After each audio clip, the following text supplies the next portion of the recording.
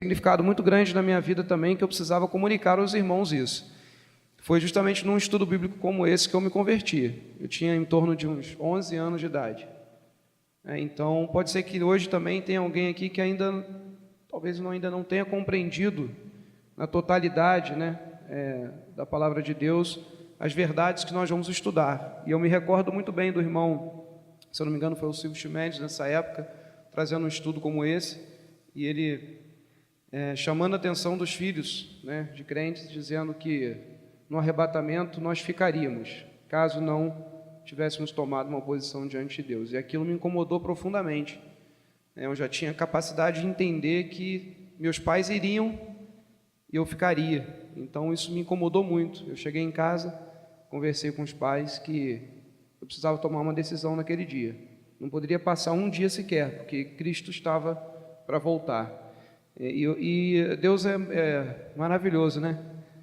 Quem diria, que tantos anos depois Deus me daria a oportunidade de estar aqui para compartilhar o mesmo, né? Isso chama-se graça, né? Graça, é um favor imerecido.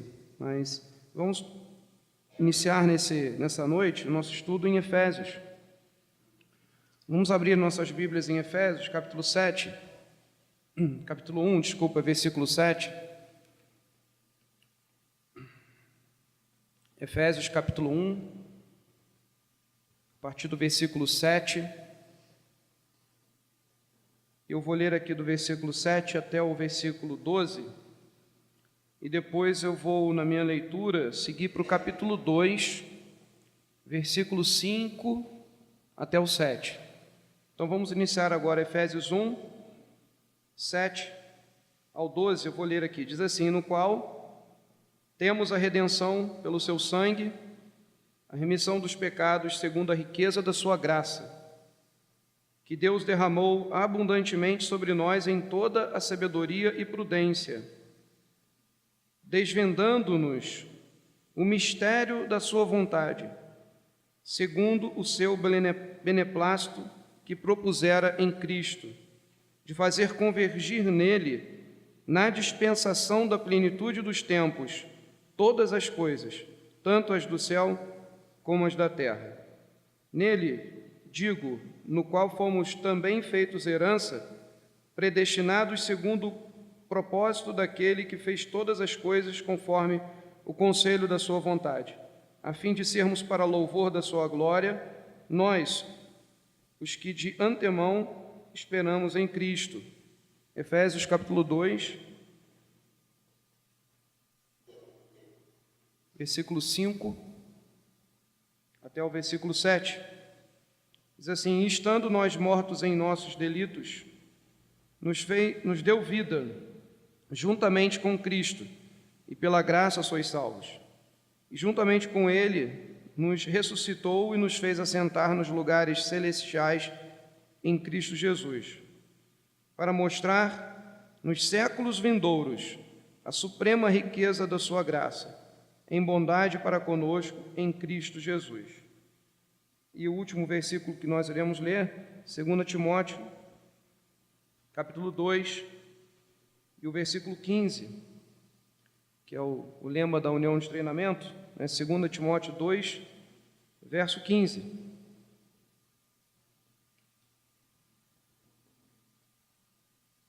Diz assim: procura apresentar-te a Deus aprovado, como obreiro que não tem de que se vergonhar, que maneja bem a palavra da verdade. Vamos ficar só com esses versículos, eles servirão de base para a nossa meditação nessa noite. Quando nós falamos do estudo do plano divino, através dos séculos, nós temos um mapa para nos ajudar. Inúmeras vezes nós iremos usar um termo chamado dispensação. Eu queria só fazer um comentário, que existem outros irmãos, outras denominações, eu poderia dizer assim, que não compreendem desse modo. E a gente queria deixar bem claro que não é isso que salva. Quem salva é Cristo. O que nós lemos em 2 Timóteo 2, verso 15, diz que nós devemos aprender a manejar bem a palavra da verdade. Quando ele diz manejar bem a palavra da verdade, é saber dividir muito bem aquilo que nós estamos estudando. E por um longo período da história da igreja, o estudo que nós lemos em Efésios, que é muito claro, né? Nós lemos a palavra dispensação, se perdeu. E como o nosso irmão Alfredo disse, por volta dos anos 1800, e isso me surpreendeu, que eu não sabia, né? Foi uma das coisas que eu descobri com o estudo, que dentro do nosso movimento, dentro do nosso meio, irmãos, né, que se reuniam, como nós nos reunimos hoje, retomaram o estudo das dispensações. Então, essa palavra dispensação, né, ou que a gente pode chamar de dispensacionalismo, né, porque essa palavra ismo significa ordem, método, né, sistema. Então, é o sistema, uma ordem, uma maneira de se estudar a Bíblia, dividindo-a em dispensações. E vamos lá, o que é então uma dispensação? O termo dispensação significa no grego oikonomia, que seria o mesmo que a gente usa hoje para economia. Seria uma boa administração, né? Ou uma boa administração de uma casa, né? Alguém que olha para um determinado bem, no caso uma casa, e o administra de maneira correta. E pode administrá-lo de maneira diferente, dependendo do tempo e das épocas.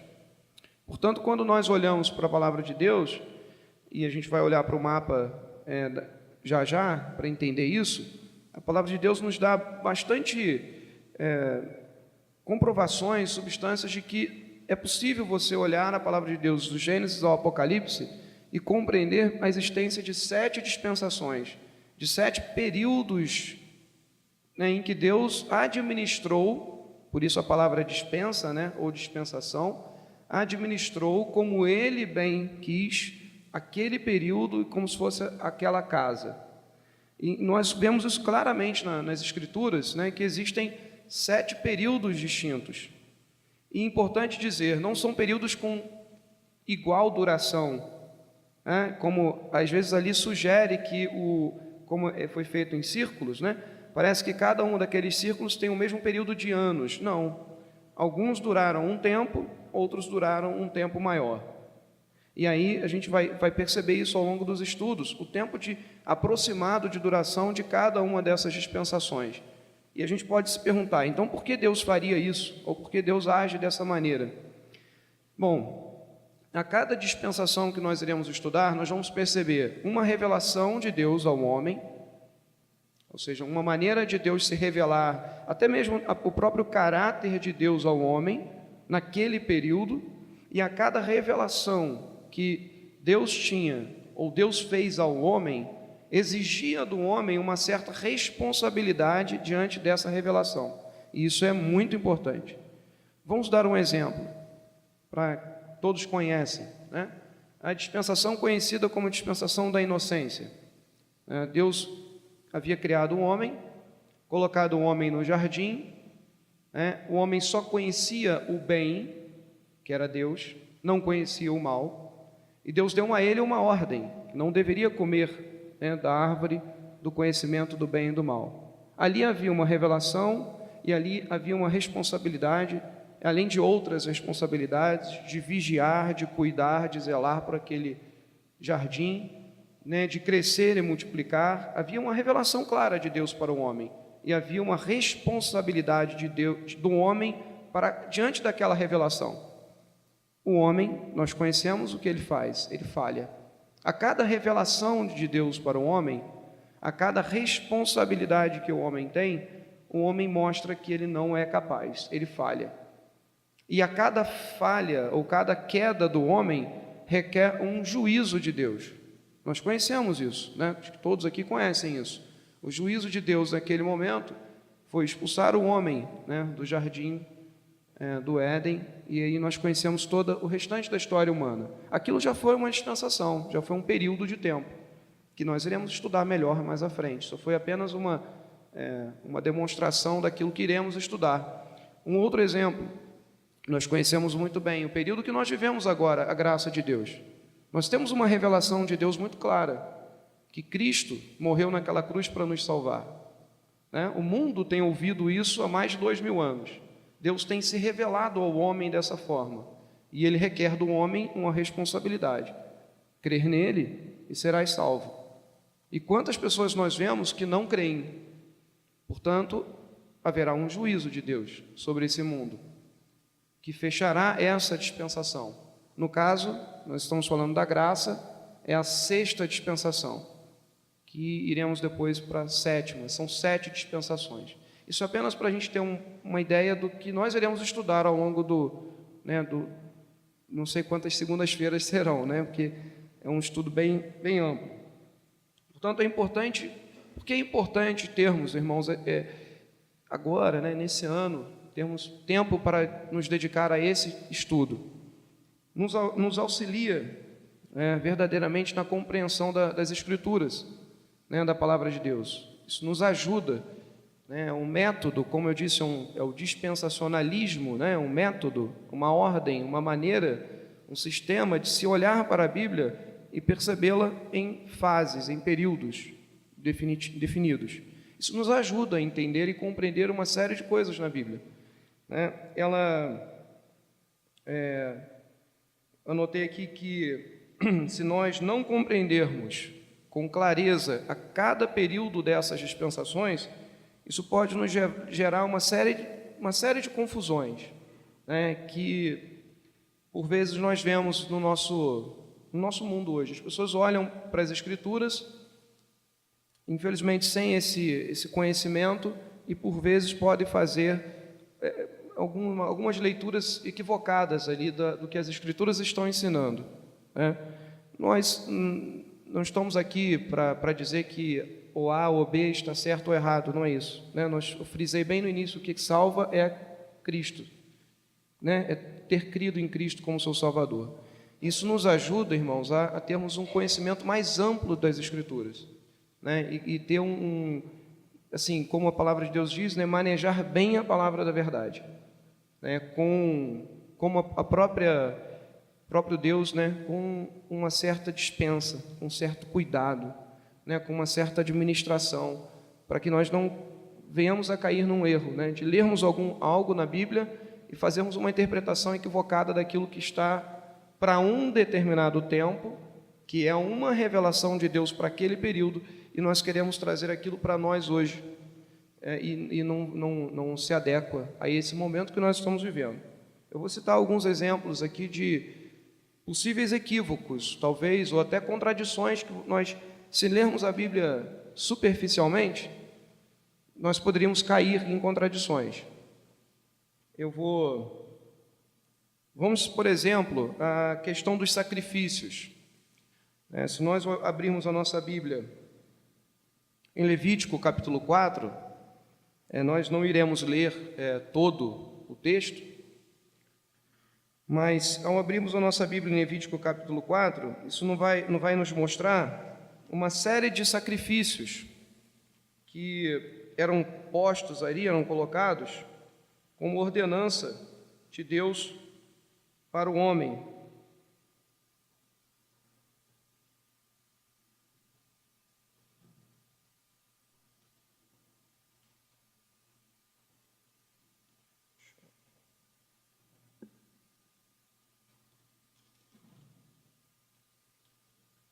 Por exemplo, o capítulo todo, o capítulo 4 inteiro, fala do sacrifício dos pecados, que Deus,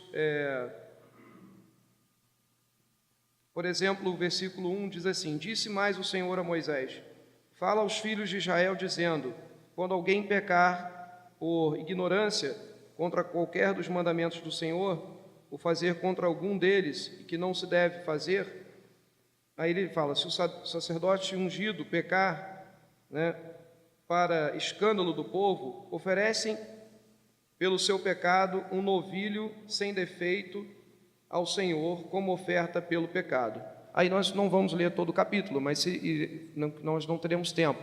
Mas ao lermos aqui o capítulo 4 de Levítico, vai deixar muito claro que Deus ordena ao homem que para a remissão do pecado fosse oferecido um novilho, um animal, para a remoção do pecado.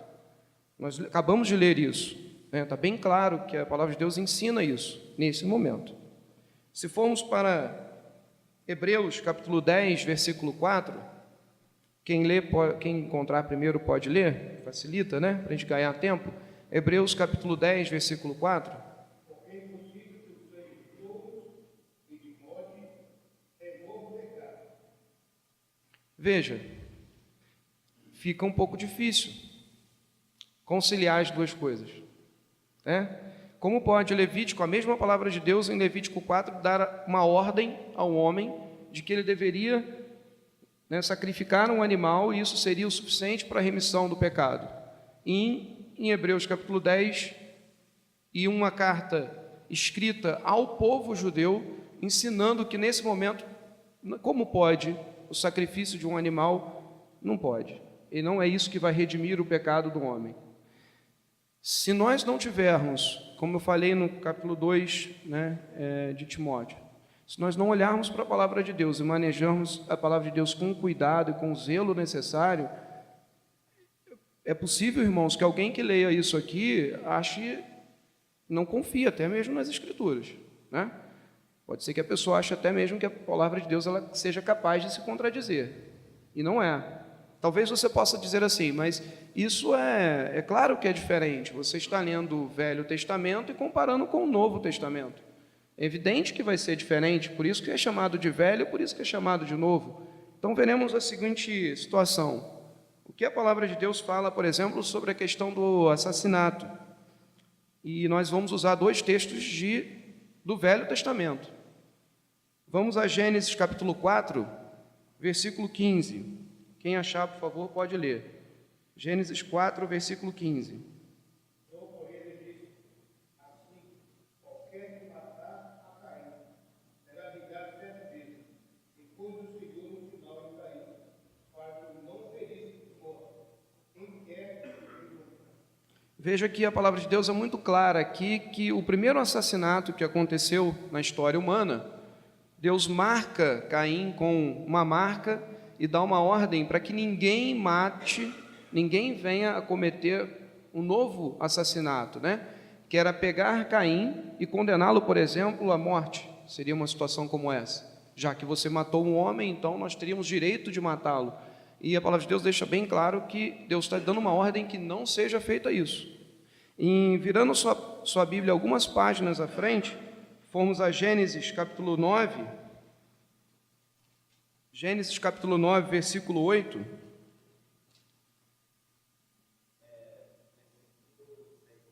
Desculpa, versículo 6. Isso. Se alguém derramar o sangue do homem, pelo homem derramará o seu, porque Deus fez o homem segundo a sua imagem. Veja, é o mesmo Deus, né? É o mesmo Deus tratando com o homem. Nesse momento, Deus está dando uma ordem completamente diferente.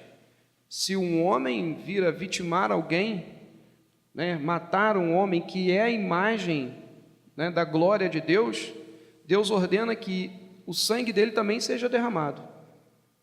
Irmãos, isso não quer dizer que vale para hoje, né? Isso não quer dizer que vale para hoje, mas valia naquele tempo. Mas você pode perguntar, mas como o mesmo Deus, será que Deus foi pego de surpresa e mudou a sua opinião?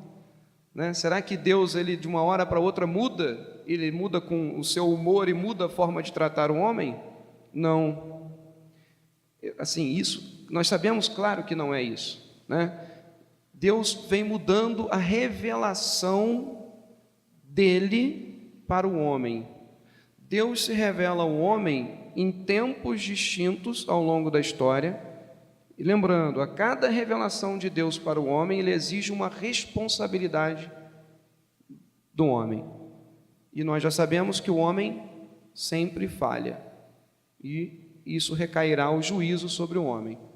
Então, nós temos que ter muito cuidado ao manejar a palavra de Deus, porque senão nós podemos causar mais confusão, né, do que nos aproximarmos de Deus. Eu espero que com os exemplos que eu tenha dado, isso não tenha gerado confusão, mas apenas para que a gente perceba que a gente tem que ter muito cuidado. É claro que naquele primeiro momento, Deus olha para Caim e diz, olha, Caim vai ter uma marca e ninguém pode matá-lo. É um período, é uma dessas dispensações. Na outra dispensação, Deus já trata de maneira diferente com o homem. É um outro homem, é um outro momento, né? E Deus trata com o ser humano naquele momento de forma diferente. Deus, como hoje, né, não trata com a gente, né, se revelando, por exemplo, ao homem, como se revelava lá atrás. A maneira dele se revelar ao homem hoje é a partir da palavra dele. Né? Quando nós lemos a palavra de Deus, a revelação está plena e completa. Não há nada a mais para o homem, para que Deus possa se revelar ao homem no período em que vivemos. Teremos ainda um período à frente, o milênio, que nós temos na palavra de Deus já o que virá pela frente. E talvez nós podemos imaginar, e certamente teremos naquele milênio, a oportunidade de estar face a face com o Senhor, vivendo 1000 anos com Ele aqui, e a revelação dele já não será mais pelas Escrituras, porque nós teremos Ele face a face. Então veja, não dá para eu dizer que lá no milênio o Senhor vai usar a palavra dele para se revelar a nós, porque Ele vai ser a sua própria revelação e a glória dele estará ali naquele momento. O que está escrito aqui já não será mais para a nossa revelação, e a gente precisa ter cuidado com isso, né? Muito cuidado. Tudo o que já foi revelado ao homem está aqui, porque nós vivemos no período da graça, e no período da graça se completou toda a revelação de Deus ao homem, né? De que a condição do homem, né? A maneira como o homem é, o pecador, condenado, e em Cristo, né? Somente por Cristo, nós temos acesso a Deus. Portanto, olhar para as dispensações, olhar para esse conhecimento, né, na palavra de Deus, é fundamental para que a gente possa, como eu disse, né, manejar bem a palavra de Deus. E vamos a Hebreus 1, Hebreus capítulo 1, versículo 2.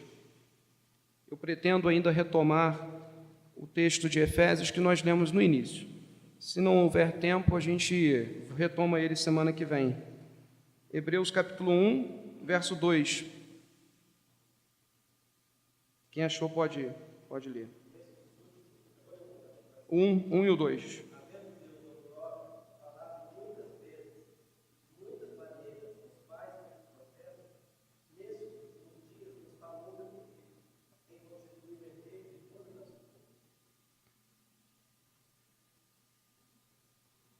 Tem mais algum? Queria chegar nesse texto. Veja, irmãos, que é claro que em Hebreus, o versículo 1 foi muito bom, nosso irmão ter lido o versículo 1 também, que Deus ele já tratou com o homem, já falou com o homem de várias formas, né? Como ele diz aqui ao longo, né, da história, muitas vezes, né, de muitas maneiras aos pais pelos profetas. Não é assim que ele fala conosco hoje, né? Não é através dos profetas, isso foi lá no passado, está muito claro isso, né? E o versículo 2 diz: nestes últimos dias nos falou pelo Filho, né, por Cristo, e quem constituiu o herdeiro de todas as coisas, pelo qual também fez o universo. Aqui a palavra universo aparece no grego com o termo aion, né? Não sei se pronuncia assim, né? Mas seria a ideia de que essa palavra, quando nós olhamos ali, designa um tempo, né? Seria a explicação dessa palavra, né? Que designa, já em seus usos mais antigos, a intensidade da vida humana, ou um destino, uma duração. Séculos aqui, ele está dizendo de uma duração, não de 100 anos, mas de tempo, né? Uma temporalidade não numerável, nem sucessiva. Ou seja, ele está dizendo de um período de tempo que não precisa ser 100 anos, 100 anos, 100 anos. Séculos aqui, no grego, seria o aion, que significa um período de tempo, pode ser maior ou menor do que 100 anos, que é contabilizado. Então ele está deixando claro que esse período de tempo, que foi o tempo revelado, né, aos profetas, da maneira como Deus tratava com os profetas, é diferente do que ele trata conosco hoje. E ele está dizendo que desde sempre, né, que Cristo, né, os filhos, a quem constituiu o herdeiro de todas as coisas, pelo qual também fez o universo, fez a divisão do tempo, né, que Cristo também participou do momento da divisão dos tempos, como nós iremos estudar. Ele estava ali presente naquele momento, e não foge a ele, ou ele não é pego de surpresa em nenhum momento desse. Ele tem um conhecimento de tudo, por isso nós podemos colocar talvez o título ali, que é o plano divino, né, através dos séculos, né? Aí a gente está usando a palavra século ali nessa terminação, ao longo do tempo, de todo o tempo, não de 100 anos, porque senão nós poderíamos imaginar que cada período desse seria de 100 anos. Não, são períodos de tempo que ele disse não é sucessível e não é igual a cada período de tempo, né? Ou seja, você tem um período de tempo ali que pode durar mais de 1000 anos, outro menos, outro mais. Isso vai depender da onisciência, né, de Deus. Ele sabe tudo e tudo estava previsto desde o início. Irmãos, isso é uma oportunidade muito grande para nós, quando nós mergulhamos nesse conhecimento aqui. É percebendo que nada foge ao controle de Deus, em todo o tempo, em toda a história, e está tudo previsto do que irá acontecer. Às vezes a gente se pega nessas dúvidas, né? A gente passa por situações na nossa vida que a gente fica perguntando, mas por que será, né? Irmãos, nada foge ao controle de Deus. Ele tem controle sobre tudo, do início ao fim. Nosso irmão Paulinho Fernando até comentou, né, que ali tem a letra, o alfa e o ômega, o início e o fim, né? Ele é sempre, ele é, né? Ele tem o controle sobre tudo. Então nós vamos só fazer um pequeno panorama aqui, porque às vezes a gente fica olhando para aquele quadro e fica difícil, né, de compreender tudo que tem ali. Irmãos, nós vamos usar esse quadro em vários momentos, né, nesses estudos. Não dá tempo da gente falar de todo ele, mas pelo menos a gente tem um panorama geral do que significa cada coisa aqui, né, para a gente não ficar só com a imagem, né, sem compreendê-la na sua totalidade. Tudo que ocorre nesse sentido aqui, que nós estamos vendo no centro da imagem, ocorre aqui na Terra, né, no que nós conhecemos como Terra hoje, que nós vivemos, conhecemos, exploramos, né, vivemos, a habitação humana, né, do ser humano. E aqui estão as dispensações, o período da inocência, da consciência, do governo humano, a patriarcal, o período da lei, que a gente ouve mais, né? A gente ouve falar muito sobre a lei e a graça, né? São períodos que fica fácil a gente lembrar na hora que olhar pela cruz, ela divide claramente o período que era a lei, Cristo vem, cumpre a lei, e nós vivemos hoje no período da graça. Depois do período da graça, nós teremos o período do milênio aqui, a grande tribulação e o milênio. Então, nós iremos estudar todas essas fases. Portanto, são 7. Né? Tirando a grande tribulação, não é considerada só uma divisão aqui para se tratar do período que vai suceder no mundo, que é bom que a gente deixe bem claro, nós não estaremos aqui, né? A igreja, ela é arrebatada aos céus, enquanto ocorre a grande tribulação aqui no mundo que nós conhecemos hoje. E depois retornaremos junto com Cristo para o reino milenar na terra aqui que nós conhecemos hoje. Então é importante que a gente olhe para o mapa, já vai dando um pouquinho, né, um sentido melhor do que nós iremos estudar ao longo aqui abaixo. Interessante, né? Nós temos aqui o chamado Sheol ou Hades, né, que é o mundo conhecido como o mundo dos...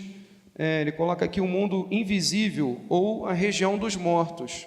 Todos aqueles que morreram, desde o primeiro homem, até, né, o que a gente conhece hoje, né, até o nosso período aqui da graça. E claramente aqui há uma distinção muito clara daqueles que morreram em cada uma das dispensações. Todos aqueles que receberam, vou repetir isso várias vezes, a revelação de Deus, a responsabilidade diante dessa revelação. Há sempre aqueles que conseguiram corresponder àquela responsabilidade, né? Quando eu digo assim, o homem falha, é o homem no sentido do ser humano como um todo. A maior parte do ser humano falha. Aqueles que na sua dispensação conseguiram corresponder à responsabilidade que lhe era devida, estão hoje habitando o paraíso. Então, isso dá um conforto no nosso coração, né? São irmãos que às vezes nós, né, não temos mais aqui conosco, mas temos a certeza que eles estão descansando no paraíso. Aqueles que não conseguiram corresponder à responsabilidade, né, que Deus tinha dado, da sua revelação, estão no inferno. Então, estão todos no mundo conhecido como mundo dos mortos, ou na tradução, quando a gente encontra Sheol ou Hades, divididos em duas seções. Lembrando que aquela passagem do rico Lázaro, né, mostra claro, obrigado, que tem uma divisão, um grande abismo entre eles, de maneira que quem está no paraíso não vê e não se comunica com quem está no inferno. Porém, pelaquela parábola, nós vemos que quem está no inferno, esse sim, em tormento, vê quem está no paraíso. Ele vê quem está no paraíso, mas quem está no paraíso não sofre, não vê quem está no inferno. Há uma divisão. Isso será, irmãos, tratado depois com todo detalhe, né, num momento mais à frente, só para que a gente possa compreender o quadro. Nos céus, que a gente chama de céus aqui, né, que a gente olha para o ar, para o céu no sentido geral, está o rastro, né, da serpente, onde nós lemos na palavra de Deus que nós não lutamos contra carne e sangue, né, mas com os principados e potestades dos ares, né, que habitam os ares. Então, nós olhamos para a queda, né, de Satanás, e que ele habita, então, nessa região dos ares. Não tem habitação terrestre, embora possa esporadicamente vir à terra, mas não é a sua habitação. A habitação da terra é humana. Ele pode vir, por exemplo, quando a gente lê em Jó, ele veio tentar a Jó, ele veio tentar o próprio Cristo, mas ele não habita, sua habitação não é aqui. Exceto, irmãos, quando nós vemos aqui no desenho, né, no mapa, que ele será lançado à terra na grande tribulação. Um período de tempo em que 3 anos e meio será conduzido por relativa paz, e os últimos 3 anos e meio, né, os últimos 3 anos e meio será de tormento, por conta que o próprio Satanás estará aqui governando o mundo. Aí sim ele fará daqui a sua habitação e tudo o que ele deseja. Isso não é porque ele quer, isso que é importante, é o plano de Deus. Deus tem o controle sobre tudo. Irmãos, isso é muito importante, né? O Senhor não é pego, Deus não é pego de surpresa. Satanás pode ser. Ele é surpreendido com o que Deus vem revelando. E ele terá o tempo dele aqui para atormentar a terra nesses últimos 3 anos e meio, para que o Senhor possa vir dos ares, junto, né, com a sua igreja, para governar aqui e subjugar Satanás ao lago de fogo, que é uma outra repartição do Sheol ou do Hades. Aqui ficarão todos aqueles condenados, né, que não tiveram o seu nome escrito do livro da vida. Irmãos, é muita informação, né? Tem outros aqui que eu não abordei ainda, mas nós iremos tratar ao longo, né, das lições. Mas apenas para a gente entender que há um sentido lógico de uma repartição do mundo que nós conhecemos, do mundo tido como o mundo dos mortos, a habitação e o controle de Deus sobre todo esse conhecimento, né, de Deus sobre todas as coisas. Vamos voltar a Efésios para terminarmos, pelo menos para a gente poder avançar nas considerações daquilo que nós lemos em Efésios. Ao longo do tempo, irmãos, muitas igrejas perderam os irmãos, né, ao longo da história, perderam esses ensinos que estão em Efésios, muito claro. Efésios capítulo 1, que nós lemos. Nós vamos retornar a ele agora.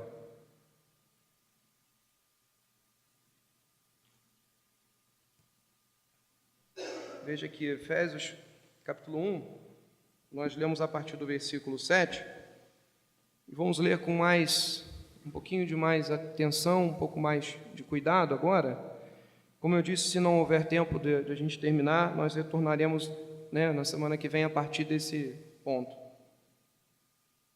Diz assim, no qual, ele está dizendo em relação a Cristo, temos a redenção pelo seu sangue, a remissão dos pecados segundo a riqueza da sua graça. Irmãos, veja, ele está tentando explicar agora que riqueza é essa da sua graça. Que riqueza, que profundidade é essa da graça de Deus. E vamos ler o tema com bastante cuidado nesse texto, para a gente poder compreender isso. Versículo 8, ele fala da riqueza da sua graça que Deus derramou abundantemente sobre nós em toda a sabedoria e prudência. Veja que ele está deixando muito claro que evidente que Deus tem uma sabedoria e uma prudência em executar a sua graça, em revelar, em derramar abundantemente sobre nós a sabedoria dele e a prudência dele, desvendando-nos o mistério da sua vontade, segundo o seu beneplácito que propusera em Cristo. Ele está se referindo ao mistério da sua vontade. O que era ainda um mistério na lei, ele se revela na graça. Que mistério é esse? Chama-se igreja. Esse mistério, que é algo, gente, irmãos, não é algo no sentido de mistério de incompreendido, de algo que não se dá para entender. É um mistério que estava oculto, mas foi revelado. Estava oculto ainda na lei. Quando ele está dizendo, no período da dispensação da lei, estava oculto. Era um mistério para todos. E ele revela isso na sua graça, no período tido como o período da graça. Ele revela o seu mistério a nós. Esse mistério tem um nome, que é a igreja. E é isso que Paulo está ensinando aos Efésios. E ele fala assim, e segundo o seu beneplácito que propusera em Cristo, isso tudo estava proposto antes de acontecer, em Cristo, de fazer convergir na dispensação da plenitude dos tempos todas as coisas, tanto as do céu como as da terra. Bom, vamos parar nesse versículo um pouquinho.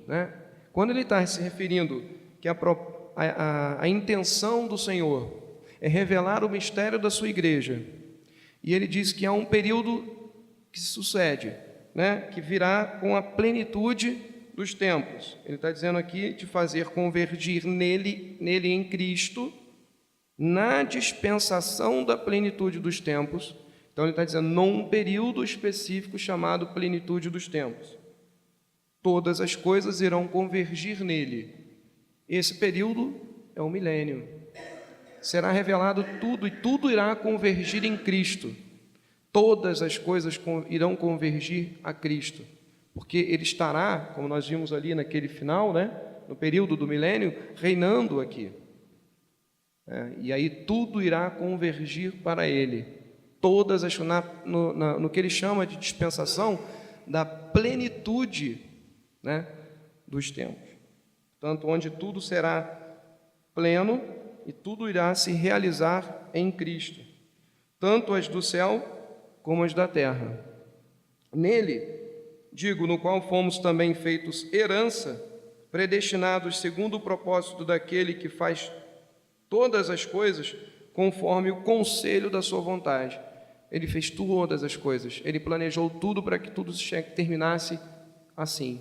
Para que, ele diz no versículo 12, a fim de sermos para louvor da sua glória, nós o que de antemão esperamos em Cristo. Será um período, como ele revela aqui, para que nós fôssemos o louvor da sua glória. Nós estaríamos no momento pleno de realização em Cristo. A graça de Deus é tão reveladora, é tão ampla, porque ela pega, como nós lemos o próximo, o capítulo 2, pessoas que estavam condenadas em seu pecado, pessoas que nós, né, que não tínhamos condição alguma de nos achegarmos a Deus, e a sua graça não é apenas para nos salvar, ela é mais plena do que isso.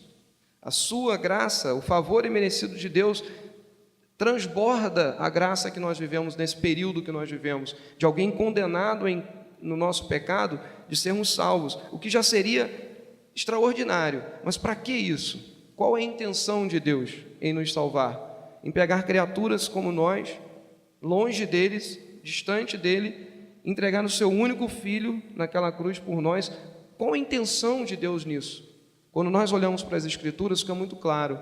Ele quer que tudo venha a convergir nele, na plenitude dos tempos, para que nós estivéssemos no milênio, vivendo no milênio para louvor da sua glória.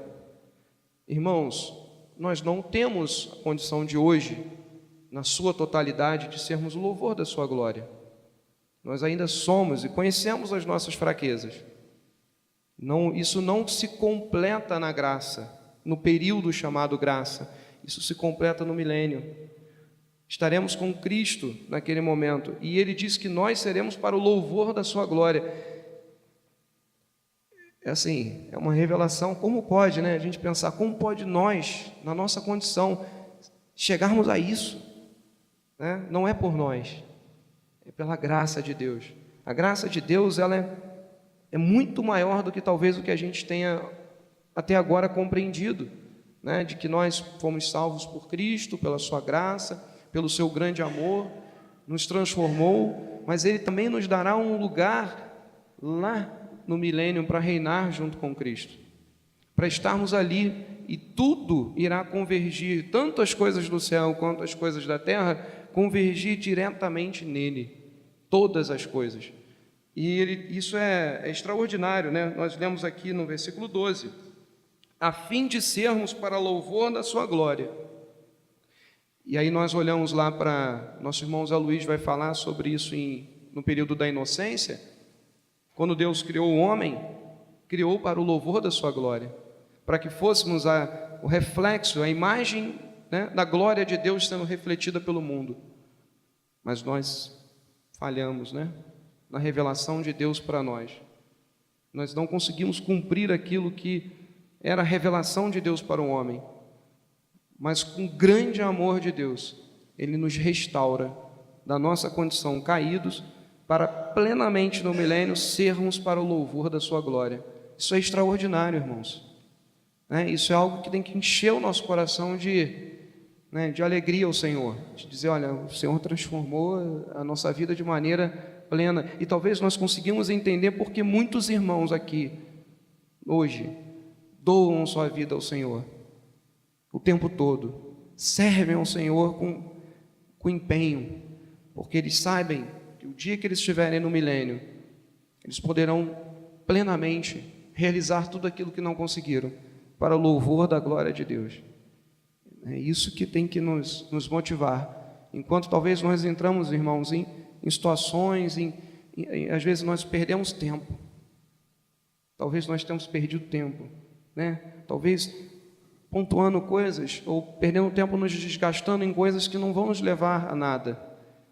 O que nós devemos viver na nossa vida aqui nesse momento, para nós caminharmos para o final, é pensar que a graça de Deus é isso, né? Ela vai além daquilo que apenas nos tirar da condenação do inferno e nos dar a salvação em Cristo. Ele quer algo a mais da gente, né? Nós sabemos e vamos estudar que tudo que nós fazemos aqui pelo Senhor será revertido em galardões, que não ficarão para nós, né? Serão esses galardões que iremos receber, o galardão de Deus, iremos devolver a Ele para louvor da sua glória. Será a maneira da gente mostrar ao Senhor a misericórdia e a graça que Ele nos alcançou. Irmãos, isso, quando nós olhamos o versículo do capítulo 2, para finalizarmos, diz assim, estando nós mortos em nossos delitos, nos deu vida juntamente com Cristo, é o versículo 5. Pela graça sois salvos. E juntamente com Ele nos ressuscitou e nos fez assentar nos lugares celestiais em Cristo Jesus. Isso é o extraordinário, o que Cristo faz, o que Deus fez por nós, para mostrar nos séculos vindouros, séculos, irmãos, séculos vindouros, não são 100 anos, né? Séculos, um período de tempo que ainda estará para vir. Que ele diz assim: a suprema riqueza da sua graça. Nós iremos, irmãos, ter somente a totalidade da suprema riqueza da graça de Deus no milênio. Lá é que nós iremos compreender na total revelação de Deus para nós. Paulo, né, o nosso, já está direcionando para que a gente consiga vislumbrar um pouquinho do que será isso, na glória, né, que estaremos no milênio com Cristo. E depois, ainda em toda a eternidade com Deus. E ele diz aqui, nos fez assentar nos lugares celestiais em Cristo Jesus, para mostrar nos séculos vindouros a suprema riqueza da sua graça, em bondade para conosco em Cristo Jesus. E ele fala no versículo 8, né? Porque pela graça sois salvos mediante a fé. E isto não vem de vós, é dom de Deus. Irmãos, nós vamos talvez exercitar muito a nossa fé, né, nesses estudos. Nós vamos ser desafiados por Deus a exercitarmos a nossa fé, a aprofundarmos no conhecimento da palavra de Deus, né, para a gente viver aqui uma vida que seja realmente já iniciando, né, para o louvor e a honra e a glória de Deus.